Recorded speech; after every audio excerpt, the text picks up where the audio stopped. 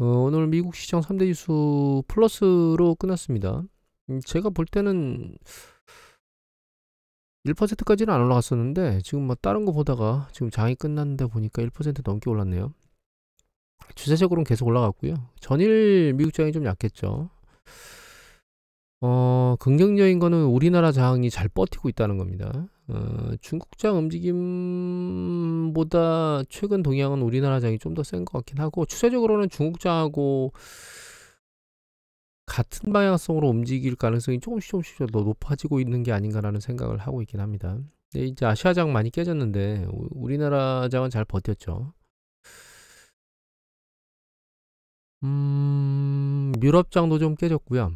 네, 뭐 그렇게 세진 않지만 미국장 반등했는데 이제 눈치 보기 정도 장세로 계속 가고 있는 것 같습니다. 그리고 코로나 중국 난리를 치고 있긴 한데, 난리를 치고 있는 게 계속 진행되면은, 그리고 계속 악화되면은 문제가 있겠지만 끝이 보이는 난리거든요. 그래서 이미 시장에서 그 코로나 관련된 게 추가적인 액션, 큰 이슈가 발생하지 않는 이상에서는 부정적인 이슈를 발현하지는 않을 것 같습니다. 추가적인 코로나 이슈라면 중국 쪽에서 이탈된 어떤 그 전파 속도가 다른 쪽으로도 넘어가서 전 세계적으로 너도나도 전파 속도가 강화되는 거겠지만, 최근 동향을 보면 그렇게까지 심하진 않을 것 같고, 만약 그런 일이 생긴다 하더라도 시간이 지나면 자연적으로 해결되는 그런 상황일 거기 때문에 일단은 지금 주식시장에 코로나 문제는 없을 거라고 보고요. 오히려 긍정적인 이슈는 중국이 경기 관련돼서 부양 쪽으로 돌아가는 게 아마 긍정적으로 작동하게 만들 수 있지 않을까 이런 생각을 합니다. 이 차트를 뭔가 보여드리려고 세워놨는데, 저 S&P 500 지수 기술적 분석을 하려고 이 혼합형 차트거든요. 좀 복잡하긴 한데, 일단 요 연두색 요거 있죠. 요거하고 요거 두 가지가 있는데, 이게 요거는 이제 VXN에서 그 나스닥의 그 변동성 지수고, 이게 빅스 지수에서 S&P 500 지수 변동 지수거든요. 최근 변동 지수가 살짝 들렸다 내려오고 있는 정도로, 때로는 주식시장에 안정감이 좀 있는 상황이고요. 여기서 우리가 장기 추세라기보다는 이제 이 추세를 보면, MACD 추세를 보면 장기 이동 평균선의 그 갭이죠. 추세를 보면 주식시장이 이제 계속 추세적으로 내려올 때 이게 하방이 계속 깨지면서 밑으로 내려왔거든요. 근데 최근 이제 바닥다지기라고, 최근 같은 경우에는 바닥다지기 끝나고 윗방향으로 이렇게 들려 올라가는 패턴을 보이고 있어요. 이걸 이제 주봉으로 보면 이렇게 보이거든요. 이렇게 추세적으로 계속 내려오다가 최근 바닥이 높아졌죠. 높아지고 올라가는 추세를 보이고 있고, 우리나라도 마찬가지입니다. 보면 우리나라 같은 경우에도 최근 쌍바닥을 찍고, 이게 주봉입니다. 쌍바닥을 찍었죠. 근데 바닥이 이제 종가 기준으로 놓고 보면 높아졌습니다. 지금. 그리고 여기 보면 이제 MACD가 이제 추세적으로 계속 내려오다가 이거거든요. MACD가 추세적으로 내려오다가 추세적으로 올라가고 있죠. 그래서 거의 1년 동안 내려왔던 추세가 바닥을 찍고 이제 머리를 들려고 하는 이런 패턴을 보이고 있다라고 보고 있어요. 이미 말씀드렸지만 경제지표들이 보여주는 것, 실물 경제지표에서 보여주는 것보다 상당히 선반영해서 주식시장이 조정을 받았고, 지금 이미 선방에서 조정을 받았기 때문에 추가적으로 하락 압력이 발생할 소지는 현재로서는 추가 이슈가 크게 발생하지 않는 이상은 없는 상황입니다. 그런 상황에서 중국의 이제 미드 코너라로 넘어가면서 중국의 경기 부양책이 기대되고 있기 때문에, 그 부분이 우리나라 주식시장하고 중국 주식시장을 좀 들어올릴 수 있는 전초기지, 그러니까 초반에 와 있다, 이런 생각을 현재 하고 있는 겁니다. 경제지표는 특별히 볼 거는 없고요.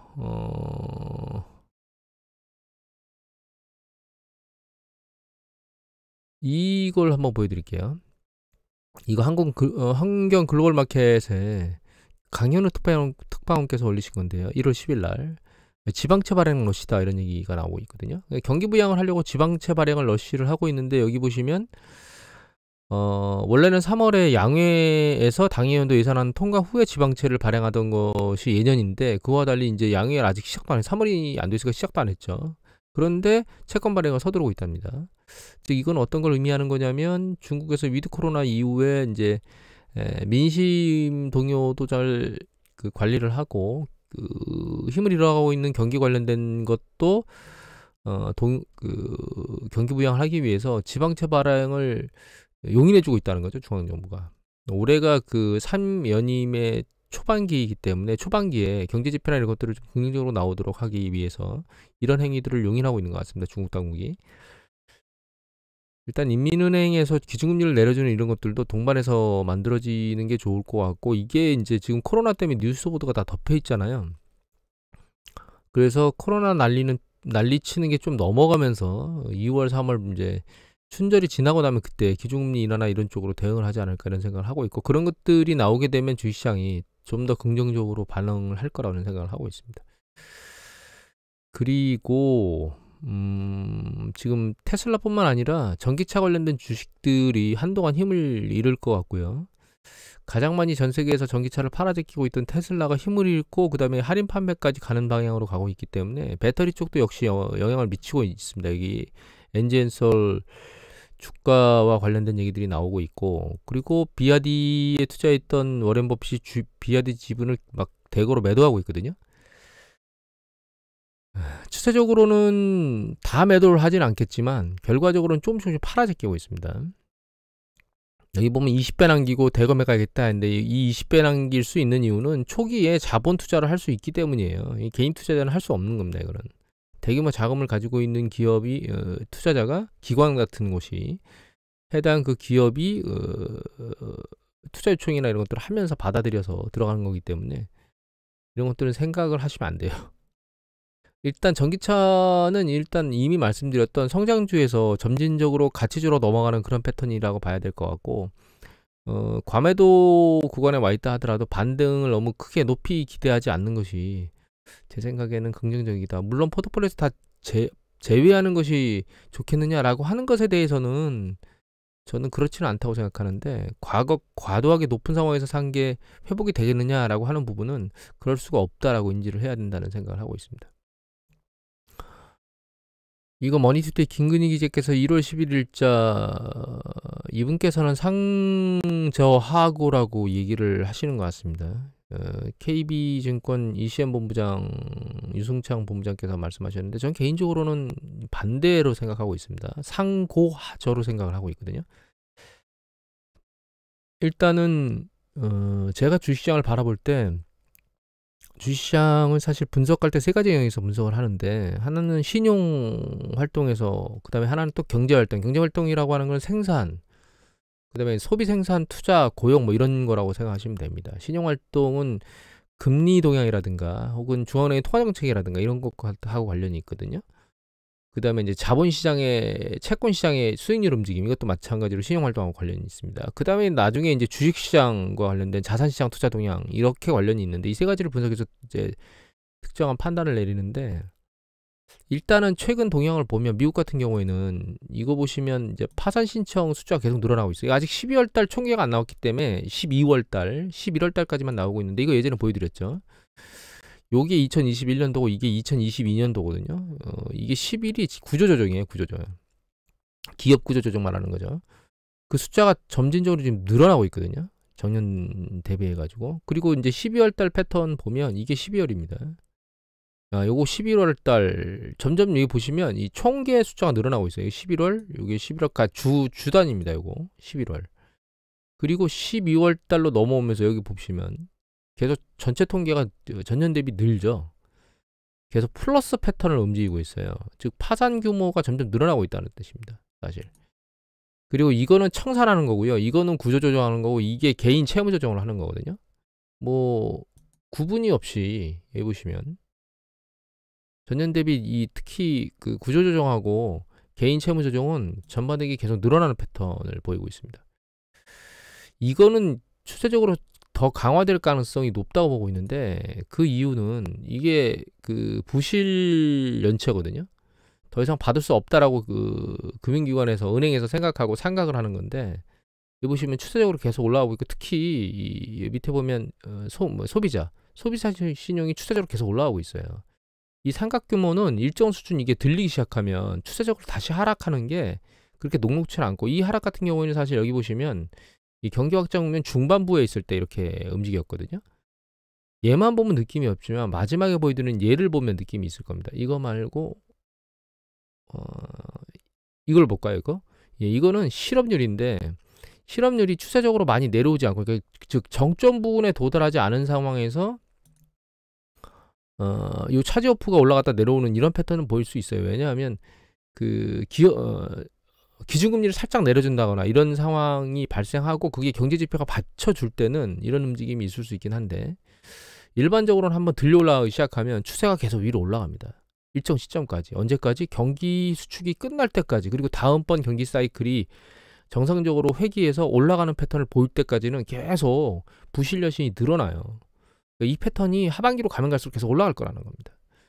제가 왜 차지오프 미국 걸 보여드리냐면, 미국의 경제는 가계소비가 거의 70%를 담당하기 때문에 이 소비 영역에서 계속 상각이 발생한다는 얘기는 소비가 이렇게 준다는 뜻이거든요. 그리고 이거는 이렇게 상각이 점점 늘어나니까 은행에서 대출에 대한 기준이 계속 강화되고 있는 상황이에요. 전체적으로. 이게 일정 수준, 여기 보시면 이제 끝자락 여기까지 올라갔죠. 경기 수축 국면에. 그래서 얘는 아직 더 기준이 강화될 소지를 가지고 있는 상황입니다. 4분기까지 지금 계속 강화되고 있는데, 올해 1분기, 2분기, 올해 1분기 혹은 2분기 정도, 어쩌면 올해 내내 이게 올라가서 밑으로 내려오지를 못하고 옆으로 개걸음을 치는 그런 패턴을 볼 수 있다라고 하는 것들을 아셔야 됩니다. 이것도 이제 자금 경색의 신호거든요. 또 한 가지는 이건데요. 이거는 그 소비자 그 대출 쪽에서 은행들이 기꺼이 그 자금을 공급하겠다, 늘리겠다라고 하는 어떤 그 심리 기준이거든요. 이 심리 기준이 아랫방향으로 계속 내려가고 있습니다. 중립에 의해서 밑으로 내려왔어요. 이거는 가계 쪽에 대출을 해줄 생각이 없다는 뜻입니다. 은행 쪽에서. 이것도 일정 수준 강화 강도가 강해질 수 있습니다. 사실은. 이것도 좀 상황을 지켜봐야 되는데, 지금 상황으로 놓고 보면 신용 영역에서는 일단 경기 수축으로 계속 빠질 거라고 하는 시그널들이 계속 나오고 있어요. 그리고 이거는 그 경제 활동 영역인데요. 여기 있는 이게 파란 게 이게 산업 생산입니다. 생산이 과거에 있던 추세, 최근 뭐 한 5, 6년 사이에 가장 높은 정점까지 왔어요. 생산이. 그리고 이게 이제 꺾여서 움직일 것 같은 패턴의 모습을 보이고 있는데, 아직 추세적으로 꺾이진 않았습니다. 요게 판매거든요. 판매가 살짝 들러 올라가긴 했는데, 이건 아직 최종 발표는 안 나왔습니다. 12월 거는. 들려 올라오고 있긴 하지만 추세 강도는 멈춰 있는 상황이고요. 이게 가동률인데, 가동률 같은 경우는 이전 한 20년 사이에 가장 높은 수준 정도까지 올라와 있고 추세적으로는 내려갈 것 같은 모습을 보이고 있거든요.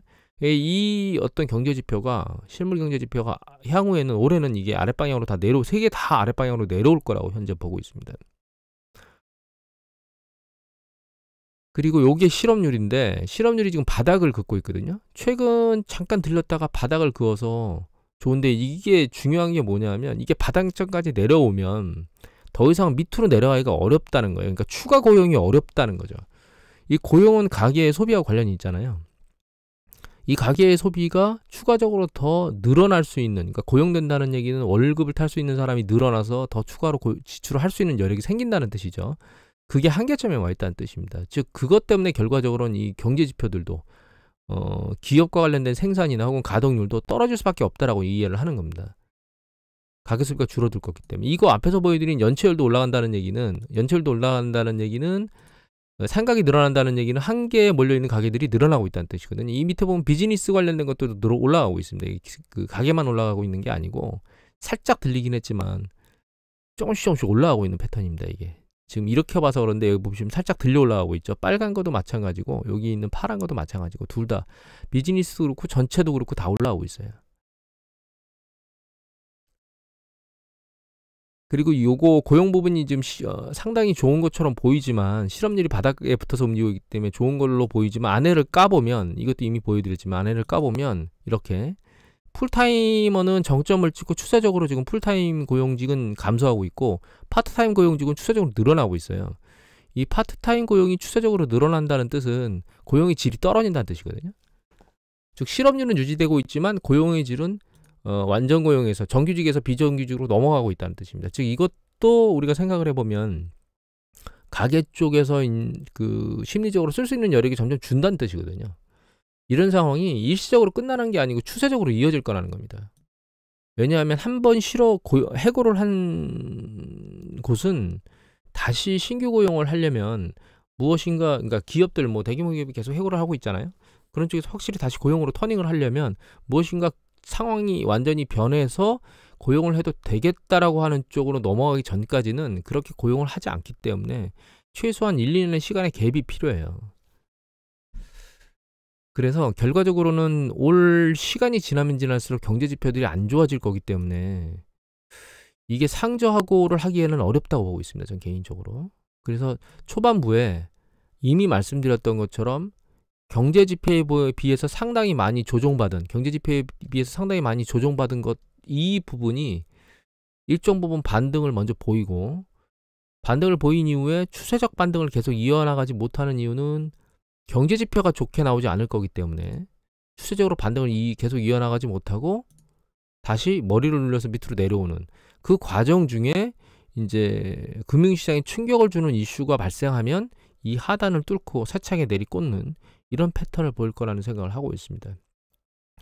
그 중간에 그 경제적으로 큰 이슈가 발생하지 않으면 이 하단에 있는 뭐 2100선 뭐 이런 것들이 깨지지 않고 그냥 옆으로 개걸음을 치면서 움직이면서 연준이 기준금리 조작에 의해서 다시 들려 올라갈 수 있는 가능성은 존재합니다. 하지만 이게 올 상반기에 낮은 수준으로 있다가 올 하반기에 그냥 추세적으로 계속 들려 올라간다, 이런 것들은 불가능하다고 생각을 하셔야 될 겁니다. 가장 주된 이유는 제가 이미 말씀을 많이 드렸지만 경기 사이클이 순환하는 과정 중에서 특정한 큰 이슈가 발생하지 않으면 경기 순환 사이클이 다시 리셋되지가 않거든요. 그 리셋되는 게 뭐냐면 그게 바로 그 기준금리하고 스프레드입니다. 자, 이렇게 경기 사이클이 순환하는 과정 중에 계속 수축과 확장을 반복하잖아요. 그런데 이렇게 수축되는 거는 여기 장단금리 역전되죠. 이게 T10Y3M입니다. 10년하고 3개월 국채 수익률 이렇게 역전됐다가 경기 수축이 발생하고 이 경기 수축이 리셋되고 다시 경기 확장으로 넘어가는 과정이 이렇게 스프레드가 쭉 올라가거든요. 다시 스프레드가 장단금리가 역전됐던 게 다시 정상화대로 패턴으로 올라가요. 그런데 그 올라가는 게 이 기준금리를 급격히 내려가서 올라가 주는 겁니다. 스프레드가. 즉 기준금리를 일정 수준 상당폭 내려주지 않은 상황에서 경기 사이클이 리셋되고 다시 경기 사이클 확장면을 추세적으로 만들 수가 없어요. 즉 요번에 이 정점에서 수축 국면으로 진행되는 올해 내내 일단 기준금리가 일정 부분 상당히 낮은, 혹은 연준이 말하는 것처럼 기준금리를 아예 내려주지 않는 상황에서는 새로운 경기 사이클을 만들 수가 없습니다.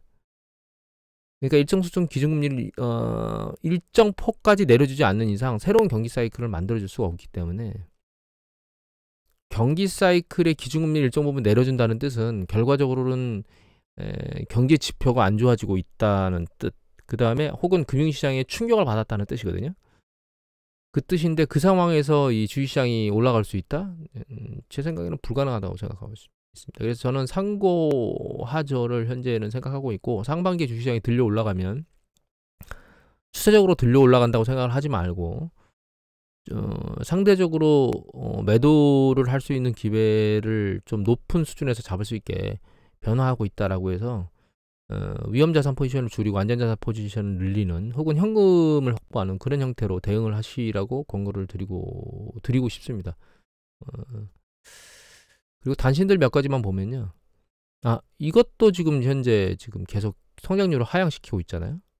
이게 지금 시간이 가면 갈수록 지금 성장률이 하향으로 계속 내려오고 있거든요. 그러니까 올해 내내 하향으로 가기 때문에 내년에 가면 이게 이제 하반기로 가면 갈수록 이 초반부에는 이 하향 얘기 때문에 그러니까 주식시장이 안 좋다가 후반으로 가면 기준금리나 이런 것들이 이제 인상 속도나 이런 것들이 상당히 낮아지거나 혹은 혹시나 좀 내려주거나 이런 기대감, 이런 것들 때문에 올라갈 거라고 이제 예측을 하시는 건데, 저는 그 예측에는 동의를 하지 않고 있습니다. 누가 맞을지는 시간이 지나보면 알겠죠. 그리고 이게 보시면 중앙은행 박소영 기자께서 올리신 내용이고요. 이거는 누가 올리셨나? 김근희 기자께서 머니투데이에 1월 11일 날 올리신 기사입니다.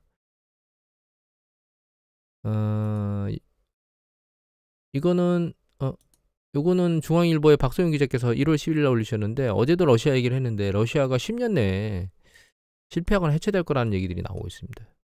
지금 러시아가, 미국은 아주 속으로 내심 많이 웃고 있을 겁니다. 골치 아픈 국가가 두 개였죠. 러시아하고 중국. 그런데 러시아가 스스로 지금 패망하는 길을 계속 갖고 있거든요.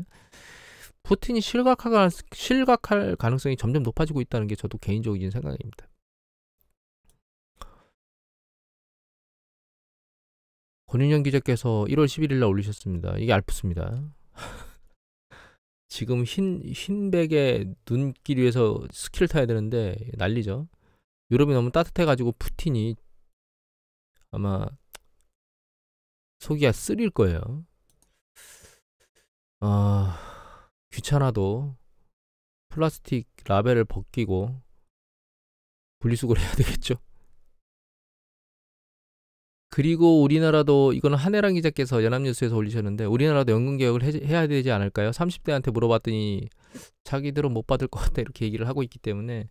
그리고 인구구조도 이미 보여드렸지만 저희 인구구조가 상당히 아랫부분이 얇아서 젊은이들한테 연금에 대한 부담감이 상당히 클 겁니다. 그리고 연금을 이렇게 가다가는 고갈이 될 거기 때문에 결과적으로 우리 세대에서 연금을 좀 더 내고 수령은 줄이는 이런 형태로 가지 않으면 상생할 수 없는 구조인 것 같아요. 물론 인구 구조와 관련해서 나경원 의원이 말한 것처럼 부채 탕감이나 이런, 어떻게 우파에서 그런 극좌파의 생각을 하는지 모르겠지만 그런 것까지는 아니더라도 주거 안정이라든가 이런 부분을 위해서 좀 공격적으로 정부에서 젊은이들이 결혼하고 출산하고 아이를 육아를 하는데 일정 부분까지는 충분히 국가에서 도움을 주는 이런 부분의 정책을 빨리빨리 수립해서 움직여야 되지 않을까. 그리고 연금개혁안도 진행이 돼야 되지 않을까라는 생각을 하게 됩니다. 마지막에 잡다한 얘기를 몇 가지 했는데 오늘 이것으로 마치도록 하겠습니다.